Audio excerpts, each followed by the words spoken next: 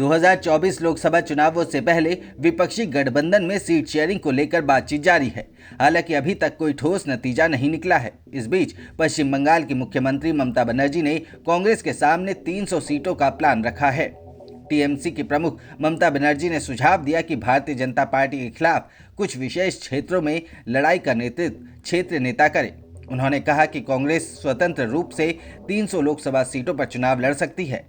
ममता बनर्जी का सुझाव ऐसे समय में आया है जब विपक्षी दलों के गठबंधन इंडिया में सीट बंटवारे को लेकर खींचतान चल रही है। ममता बनर्जी ने कहा कि वाम दल विपक्षी गठबंधन इंडिया के एजेंडे को कंट्रोल करने की कोशिश कर रहे हैं। उन्होंने कहा कि तृणमूल कांग्रेस की तरह भाजपा को सीधी टक्कर कोई नहीं दे रहा है। कोलकाता में आयोजित सर्वधर्म रैली को संबोधित करते हुए टीएमसी नेता ने कहा, मैं इस बात पर जोर देती हूं कि कुछ विशेष क्षेत्रों को क्षेत्रीय दलों के लिए छोड़ दिया जाना चाहिए। कांग्रेस अकेले 300 लोकसभा सीटों पर लड़ सकती है और मैं उनकी मदद करूंगी। मैं उन सीटों पर चुनाव नहीं लड़ूंगी, लेकिन वो अपनी बात पर अड़े हुए हैं।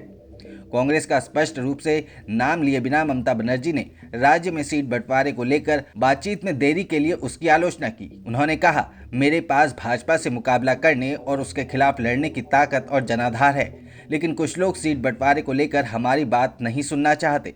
अगर आप भाजपा से नहीं लड़ना चाहते हैं तो कम से कम उसके खाते में सीट तो ना जाने दें। ममता बनर्जी ने इंडिया गठबंधन की बैठक के एजेंडे को कंट्रोल करने की मार्क्सवादी कम्युनिस्ट पार्टी नीति मोर्चे की कोशिश को स्वीकार करने के प्रति अनिच्छा जाहिर की। उन्होंने कहा, मैंने विपक्षी दलों की बैठक में गठबंधन का नाम इंडिया रखने का सुझाव दिया था, लेकिन जब भी मैं बैठक में शामिल होती हूं तो देखती हूं कि वाम दल इसे कंट्रोल करने की कोशिश करते हैं।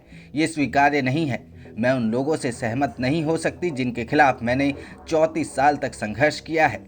ममता बनर्जी ने टिप्पणी की, इस तरह के अपमान के बावजूद मैंने समझौता किया और इंडिया गठबंधन की बैठकों में हिस्सा लिया।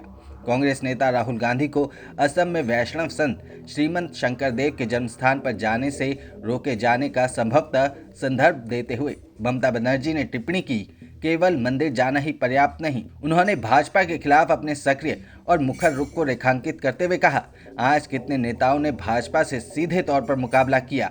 कोई व्यक्ति एक मंदिर में गया और सोचा कि ये पर्याप्त है, लेकिन ऐसा नहीं है। मैं एकमात्र व्यक्ति हूँ जो मंदिर, गुरुद्वारा, चर्च और मस्जिद गई। मैं लंबे समय से लड़ रही हूँ। जब बाबरी मस्जिद का ढांचा ढाया गया और हिंसा हो रही थी, तब भी मैं सड़कों पर थी। ममता बनर्जी की ये टिप्पणी उस वक्त आई है जब वो धार्मिक सद्भाव की एक प्रतीकात्मक यात्रा निकाल रही थी और उन्होंने एक सर्वधर्म रैली का नेतृत्व किया। इस दौरान उन्होंने मंदिर, मस्जिद, चर्च और गुरुद्वारे जैसे विभिन्न उपासना स्थलों का दौरा किया। ये रैली अयोध्या में नवनिर्मित राम मंदिर में रामलला की प्राण प्रतिष्ठा के दिन आयोजित की गई। माकपा नीति वाम मोर्चा, कांग्रेस और तृणमूल कांग्रेस सामूहिक रूप से 28 दलों के इंडिया गठबंधन का हिस्सा है। हालांकि पश्चिम बंगाल में माकपा और कांग्रेस ने तृणमूल और भाजपा के खिलाफ गठबंधन किया है।